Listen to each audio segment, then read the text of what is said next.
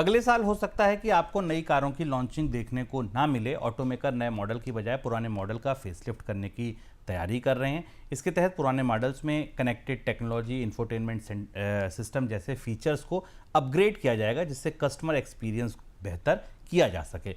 Sir, क्या change कर रही हैं कंपनियां, क्यों और ऐसा करना पड़ रहा है? क्या बाजार में बहुत दम नहीं दिख रहा है, इसलिए नहीं लाई जा रही हैं नई गाड़ियां? और एक तो टिप्पणी इस पर, और दूसरी, अगर जो चेंज भी होंगे तो ऐसी क्या चीज़ें चेंज हो जाएंगी जो नई गाड़ियों के भरपाई कर पाएँ?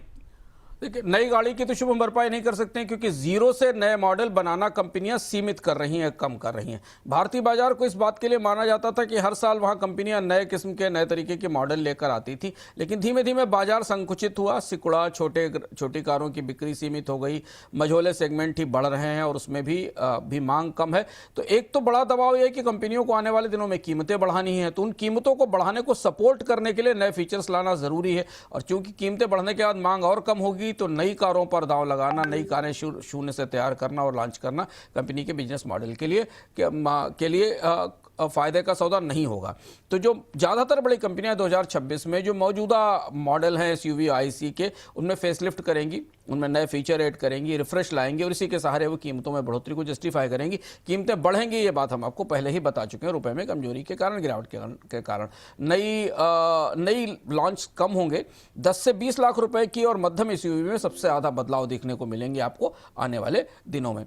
महिंद्रा, टाटा, हुंडई, किया, स्कोडा और वॉक्सवैगन के जो पॉपुलर मॉडल्स हैं, उनके अपडेट हमें आने वाले दिनों में दिखाई देंगे। शिफ्ट करने की दो बड़ी वजहें, एक तो हमने बताई कि बाजार में मांग कम है, सीमित ग्राहक उपलब्ध हैं। दूसरा है कि कई सारे नियम बदल रहे हैं, कैफे 3 आ रहा है, ईंधन के नियम बदल रहे हैं, पावर ट्रेन नियमों पर भी अनिश्चितता है। इसलिए नए तरीके के प्लेटफॉर्म्स में पैसा लगाने में कंपनियां अभी रुक रही हैं। वाहन टेक्नोलॉजीज में भी बड़ा बदलाव आ रहा है। हाइब्रिड चलेंगे या प्योर ईवी चलेंगे, पुराने मॉडल कैसे सस्टेन करेंगे, इनको लेकर भी बाजार में काफ़ी ऊहापोह है, क्योंकि पूरा ऑटोमोबाइल सेक्टर डिसरप्शन से गुजर रहा है। तो खरीदारों को, ग्राहकों को परिचित गाड़ियां मिलेंगी, उनके बेहतर फीचर होंगे, सुरक्षा बेहतर होगी, इंटीरियर अप होगा। ग्राउंड अप जो गाड़ियां आती, नई गाड़ियां, वो कम दिखाई देंगी। फेसलिफ्ट मॉडल सस्ते होंगे कि नहीं होंगे, लेकिन हाँ, उन मॉडल्स के सहारे नए ग्राहकों तक पहुंचने की कोशिश करेंगी।